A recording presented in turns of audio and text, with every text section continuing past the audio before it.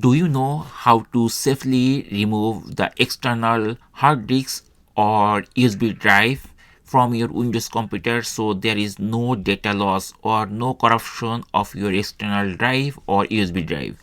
Let's see how we can easily, by 2 clicks, we can remove safely our hard disk, which is external hard disk or USB drive or pen drive from our Windows computer.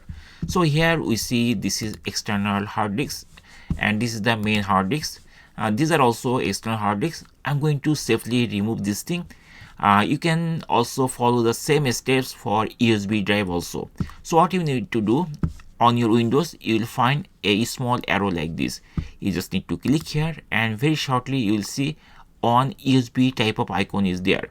What you need to do, you just need to click here, it will be expanded. That means it will pop up a new option from where you can easily check or select to remove the USB drive or the external disk safely. So here it is showing these are the two hard disks which I want to remove or eject from this Windows computer. For example, I am going to eject this one. I'm going to click here and very shortly you'll see this icon will be missing.